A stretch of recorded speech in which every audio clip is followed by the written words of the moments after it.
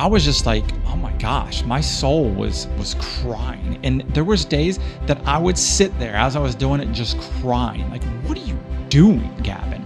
Like, are you serious? You know what's possible. You know what you came in this life to do in this carnation, and you're just settling.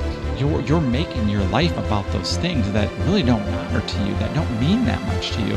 What if you were so happy you didn't even care about the results you've been chasing? And what if, because you were so happy, everything you ever wanted just started happening naturally without nearly as much effort? And then what if your life became so fun that no matter what was on your schedule, you woke up every day excited about what was coming in your day and what you got to do and how you got to spend it? So this video is called How I Went From Broken to Bliss in Just 3 years. And what I'm going to go through with you is what I was missing and what likely you might be missing. If you feel a little stuck, if you feel like things could be going better, if you feel like you're maybe playing small, if you feel like, hey, I'm not quite as happy as I wanted. My life doesn't look exactly the way that, I'd kind of envisioned.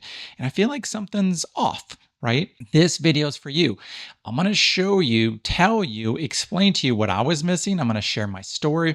I'm going to share with you 7 things I have done to change that.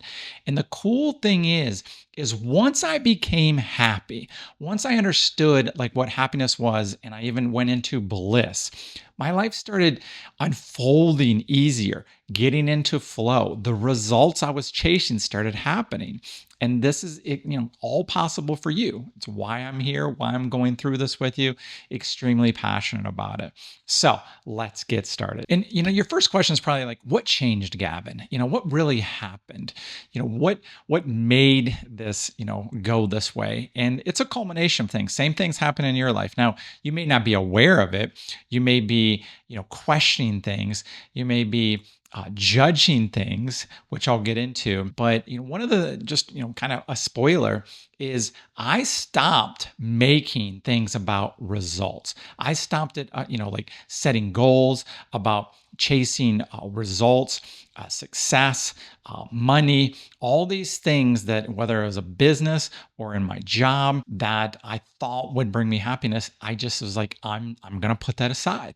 I'm going to stop chasing that, because when I really looked at what was going on, I noticed that no matter what I seemed to do, whether I hit my goals or not, I wasn't, it was always the next thing. It was never enough.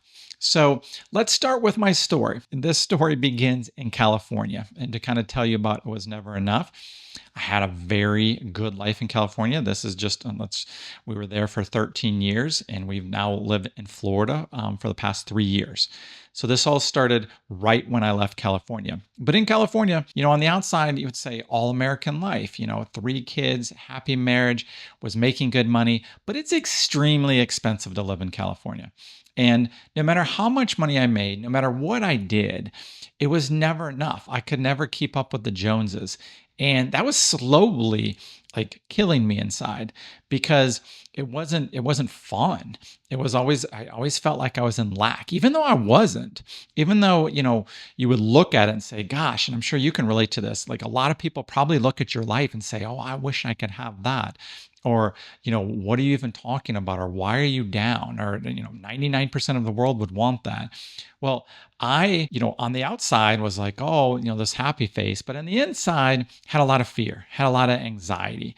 Like it was always a struggle. How am I going to pay my next bill? And I started getting into debt. And then because I, needed to pay bills and take care of the responsibilities of my family, all the things that were like I was passionate about, or that was like I felt like was my purpose, it just never seemed to be time for. And when I would, get nudged into that direction, when I would try, it just never seemed to work out. I would never stick through it, and I would always just go back to, my job.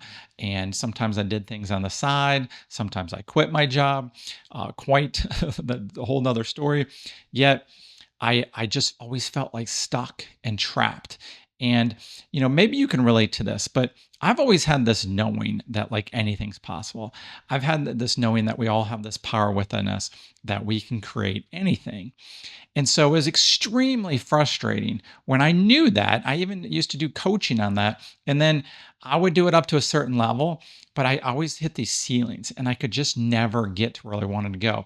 One of my last videos I'd highly recommend going to watch is the glass box story. And I'm not going to get into that right now, but it always just felt like everything was beyond my grasp and all these amazing things happen to other people, but not me. Okay. So I had some victim unconsciousness, didn't realize that. And I felt like, I was the product of my circumstances and that, I had all these blames and judgment. Well, I'd love to say that I had these big ahas and that I figured it out and everything was hunky-dory. Not the case. What I did was, since I couldn't figure it out, I could never put despite reading hundreds and hundreds of books and going to seminars and doing online things and buying, products online, thinking this is going to be the answer and this is going to make the difference. My wife can attest thousands and thousands of dollars. Yet wherever I went, there I was. And nothing ever seemed to change, which just over the years got more and more and more frustrating. And instead of like really looking at that, I constantly looked out there. I constantly looked for answers out there. And when I'd get frustrated, I'd just distract myself. I played tons of golf. Yeah, I did a decent amount of like partying and drinking and stuff. And also I got, lost in like sports and sports blogs and stuff like that. So I would hide on social media and just distracting myself, which I think we're all at some level guilty of, right? Because I didn't want to feel what was bothering me. I didn't want to look at like the ugly truth. It was scary. I didn't know if I was capable of it. And so I always just like had this personification of myself of like, oh, you're a good Gavin. Oh, you're a nice guy. Oh, you're a good dad. Oh, you're a good husband. And, that's enough. And it is. But something always ate at me, right? Something was always like, gosh, this is, I know I came to play a bigger game. What is going on here? Essentially, I got depressed. I started, getting really, down. I remember my job, I used to do these quotes and I've always been in sales and I've been good at it, but like, it's been like this. I'm really good at it, makes pretty decent money, but at some levels it's been limiting because there's only so much time. It's not leverageable. All the things, if you're a business owner or entrepreneur, you get, yet I was really good at it. So it was almost like these golden handcuffs. Okay. But I would do these quotes every morning. And I remember like the last year we were there, like there was mornings, I had been doing these quotes for like 6 years. And like, I was just like, oh my gosh, my soul was crying. And there was days that I would sit there as I was doing it, just crying. Like, what are you doing, Gavin? Like, are you serious? You know what's possible. You know what you came in this life to do in this carnation. And you're just settling, right? And again, has nothing to do that I'm realizing now of like the results of what it looked like because I had everything. The settling was like, you're making your life about those things that really don't matter to you, that don't mean that much to you, and thinking that that's somehow going to make you happy. And you're missing the boat, right? But at that time, I still didn't get it. So that's California. Then the COVID catalyst comes, okay? I was ready for a change. Didn't think I was ready to move. I didn't think that I was ready to go across the country. Yet what will happen, and this is another teaching moment, is if you ignore your life long enough, but you have this great desire, the universe will kick your ass and force you in the direction you intended to go. I'm telling you that. You can either go on your own, like willingly, or you can go get pushed and shoved, but it's going to happen. Well, guess what? I got pushed and shoved. A whole nother story, but California wasn't going to work out for our family anymore. And we made the conscious and deliberate decision. We're going to be in control of our choices and our life. And so we decided to move to Florida. Well, Florida's a little, I love Florida now, but it's a little bit different than California. And let's not get into all the politics. Let's not get into the judgment. Like, you really don't know me on all those things, right? So don't make any assumptions. That can get us all in trouble. Yet, when I got here in Florida, the vibe was so different. The culture was so different. Like, everything was so different, not bad or good or any, it's just different. That, like, that first year, I didn't have I didn't have a job for a few months. We needed money. I was having to borrow money from family. Like, it was, and friends. It was a low time. I remember going out with one of my best friends and his wife and a really good friend of ours. And like, this was a turning point. Like, I just admitted to myself, and we're out at dinner, and I just started bawling out at dinner that I was like, I'm broken. I am absolutely broken. And just about a week before that, I was in this job, this sales job that, like, it was so not me. The company, not me, not in alignment. I felt forced there. I felt like I had to be there. And I was really, really mad at life. I was pissed off at God. Okay. And I remember something happened that day that I felt so disrespected. I felt so angry about. And I was so lost, so confused, felt like I was a spiritual student all these years, done all this personal growth, and like I had zero answers. Nothing was working. I was hitting rock bottom. The world was closing in on me. And I felt like I had a daughter going into college. I wasn't going to be able to pay for that, have my responsibilities. I wasn't happy. I didn't have any friends. I don't know if you can relate to any of these things over any time of your life. I was broken. And I was driving home on 75, and it kind of gives me chills to think about it, but I want to be really transparent. I was just going down the road, and I was crying because I literally just walked out of this job that I was like, no, I can't work here. I can't do this anymore. Like, and I was like, I had this thought. I was like, I don't know if it's worth it. I don't know if I can do this anymore. Like, I am so, in my mind at that time, I'm so failing myself, what I know is possible, who I really am. I was so far for it. I was ready to just end the switch and be like, okay, I want to start over. And I had this thought, like, right now, I remember it vividly. It kind of, I don't know, it's tough to put this in public, but I was like, I could flip the car. I could just go like this. I'm going 80 miles an hour. I'm very unlikely to, survive. And that's that. And I mean, I was that close to doing that. And, I share that with you of, like, you see all these people on YouTube, or you see like the success stories. Well, a lot of people are going to tell you when they felt like shit, or when they were broken, or when they were at their, dark night of the soul, and all these other things. And I want to be upfront with you. Like, I don't have the hook on this video of like, oh, I made $1 million in a year. Oh, I made, I have 1 million followers in 3 weeks, or, all these things that people try to hook you on. Like, my hook is that I went to feeling terrible to feeling blissful. Okay. And what that, has looked like. So in Florida, that first year, and excuse me, I just want to step back. What I call the COVID catalyst, there's going to be something that's going to happen if you don't, make a change in course that will not only nudge you, but kick you down the road. And it was COVID. So all of a sudden I'm in Florida. I just went through a lot of those things. And then I had no friends. I had no golf. I had not my normal distractions. And I looked in the mirror. I was like, Gavin, it is time. You have to figure this out. You are at what a lot of people would say you're, midlife, coming up on 50. I turned 50 in a few weeks, and, you've got to figure it out. Like, you should be happy, and you have everything that society says will make you happy, and you're not. Like, and that's like not fair to anyone around you.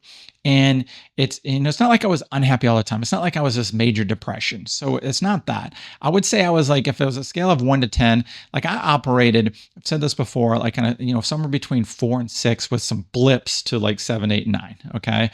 And so I don't want to put this story that like I was always down. That's not true.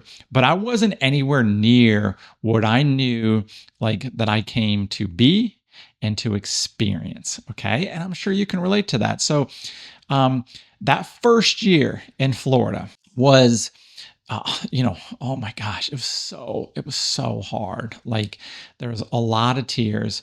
I I felt like, I was just letting everybody down. And I was, even harder, I was letting myself down, right?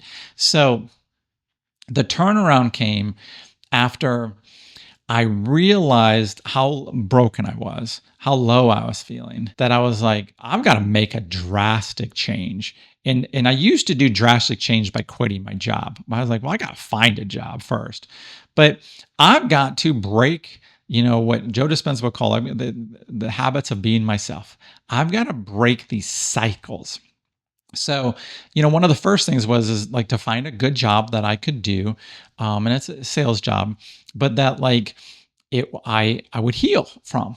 And in the beginning, the first 6 months were rough because I batted heads with people there. I'm not going to get into details with that, but it triggered all my stuff. And I had to face it. And at the time, I didn't like it, but I was like, let's go. I'm ready to heal this. I'm ready to be done with it. So that was one of the first things. And then you had this awakening that like you just keep chasing these results and falling short or hitting them, and you still don't feel anything differently.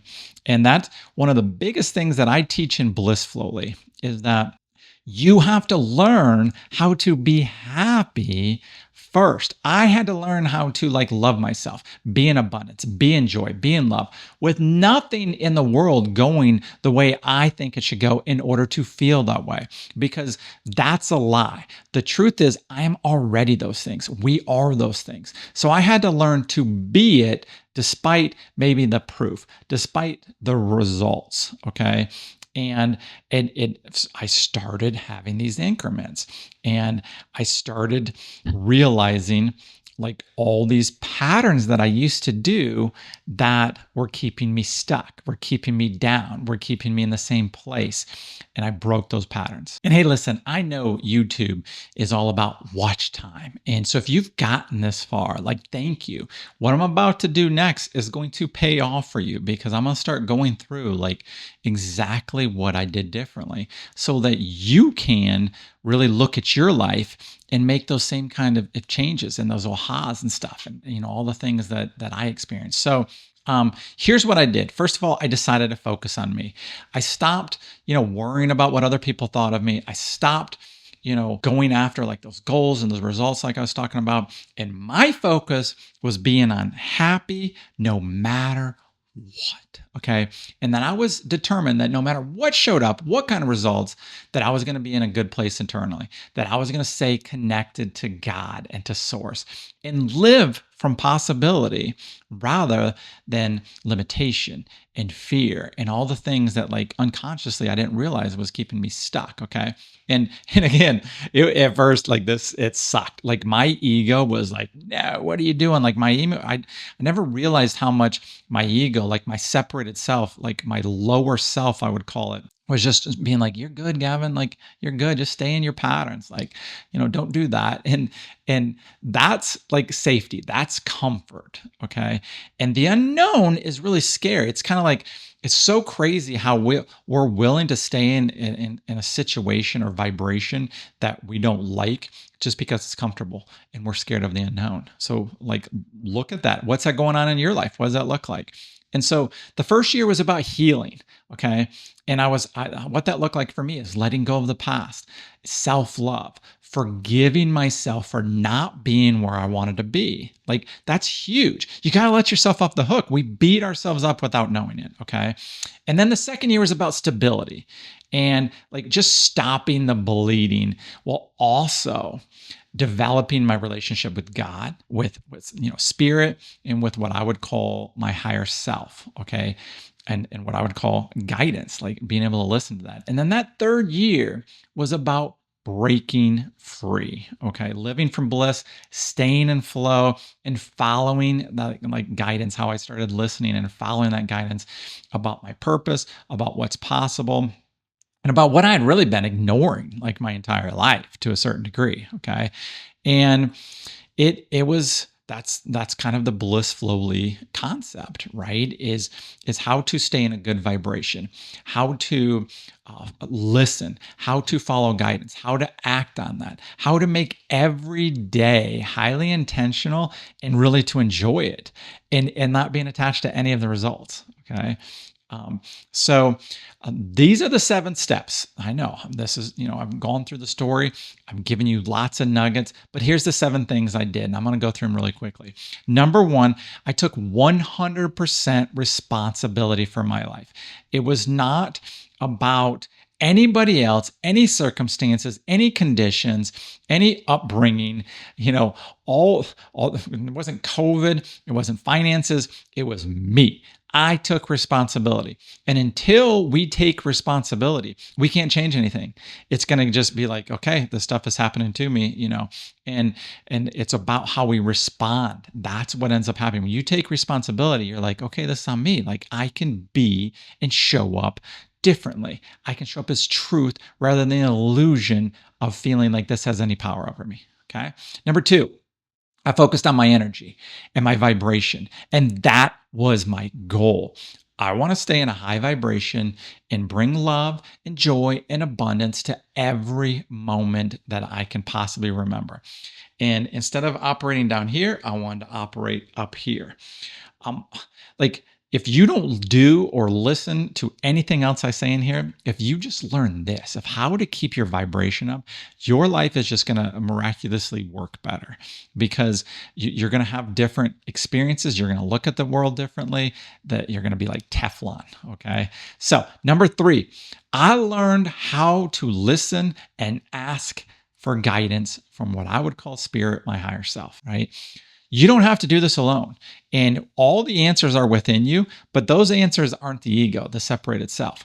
And that's what I just constantly, the ego for me was like, Gavin, do this business idea. Gavin, if you make this amount of money. Gavin, chase this goal. And it was all these outwardly things. And guess what? They were hollow. They meant nothing. They were nothing burgers and they got me nowhere. Okay. It's not what I came here to do. I wanted to really experience love, joy, abundance, bliss. Okay. So number 4, I stopped ignoring what I've always wanted to do and why I knew I was here. And I started like really seeing my fears so then I could overcome them. Like if you're not aware of what's stopping you, then nothing's probably going to change. If you keep taking the wrong route to work every day and you don't realize there's 10 minutes quicker, like what would it be like to realize after doing that for 10 years that like, oh my gosh, 10 minutes, like 300 days a year, like cost myself 30, 50 hours this year. And after all these other years, just because I didn't realize there was a better way because I wasn't aware of that. Well, that's a big part of blissfully too, is like looking at things, like looking at new possibilities, being open and accepting that guidance that is within us and listening to that rather than the limitation and the fear. Number 5, I changed my perception. So I went from judgment, thinking I knew everything about like, okay, this means this and this means that. And instead I was allowing. And allowing leads you to trust. When you trust, you start going into this completely higher level of vibration and what I would call this knowing confidence. Okay. The knowing confidence of not from judgment of like, oh, I know this, that I know that my highest good is happening. I know that all is well and that perfection is unfolding regardless of possibly the shitstorm that's showing up in that moment. Okay. When you can be in a tornado and be in the middle of it and being like, hey, I'm fine in here, right? Or a hurricane eye or whatever, and just kind of witness that.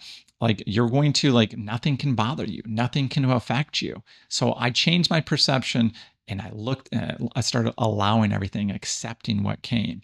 And then I got number 6, I got in alignment with my truth. And, I was like hell-bent on, or very willful on staying there no matter what. Okay. I wasn't going to let me be out of alignment. And when I say truth, like that, like knowing who I really am, knowing that I am already happy, that that's already within me, and letting it go of anything that doesn't look like that, letting go of illusion, meaning not trusting what my eyes see in this world, but trusting my heart, trusting like feeling good, trusting like all like that only love is real. And that's, I explain this in a lot more detail and teach this in a lot more detail in Blissfully, the community. And number 7, I got really good at what I call intentional reality creation. Okay. Yes, I know manifesting's so big. Manifesting misses so much of it. Manifesting is like a part of the story. When I started realizing like the whole story, that like literally I'm creating everything. I'm not just creating the things that like I want to manifest. I'm creating this moment, every moment. All there is this moment, right? And that comes from our beingness, how we're showing up in that moment, and then what we put our attention on, and then what I would call our knowingness. And I'm writing a book right now, and I teach this, and it's more of a journal, an experiential book. It's not just a bunch of words. It's like, here's a teaching, here's like how you can apply it and what that looks like. Same within my community. So those are the 7 main things I did. And let me tell you, if you go back and watch this whole thing again, you're going to get nugget after nugget of like mindset shift changes, of applicable things that you can do. And it's going to help you in your business, in your job, in your relationships. When you come from this joy and this absolute bliss, okay, then you're in a vibration, a frequency that allows all the things that you're thinking to come in. And when you feel better, you think better things, which then, law of attraction, help align you with those things. And guess what? When you're a low vibration, you're thinking negative, limiting, fearful thoughts, and it attracts that. Okay. So you really got to be aware. You've got to want this. And unless you want happiness more than you want anything in your life, which is what I had to learn, then you're going to keep chasing the rabbit. You're going to keep chasing all these other things, thinking they're going to bring you the joy, and that's a lie. It's just never going to happen. You can be happy right now, way beyond anything you've ever imagined, right? So, if this sounds good to you, if you're wanting to learn what this looks like, join Blissfully. It's a free community, okay? And I'll have the links below. I probably had an advertisement in this video about it. This is my purpose. This is giving back. And I want to teach these things because I've read all the books, but like, how do you apply it? What does it look like? How can I become that? That's what I'm dedicating my life to it. And I have a passion for business. I'm going to be doing a lot of business videos because I feel like you can bring this spirituality, this mindset, this blissfulness to your business and actually love your business, love your job, okay? Whatever you're doing for a living, this can transform your results, but more importantly, like because your happiness is transforming, right? And then I have, if you want to be coached on a business level, and I don't coach you that how to run your business, I coach you how to change your mind and how to enjoy your job and look at it differently and come up with some different systems. But it's more like taking Blissfully and putting it into your business, okay? Passionate about that. One of the things that I'm excited to do, and I've known this is part of my path always too. So listen, I appreciate you being here. I would really love it if you subscribed because this is going to get out to other people. Like it, share it with people. Go to the link below, and my book's out. I'll have that on here. Buy the book. Join the Blissfully community. If you're a business owner and you'd like some coaching, I would love to hear from you, and you can click that link and see how you can get in touch with me, okay?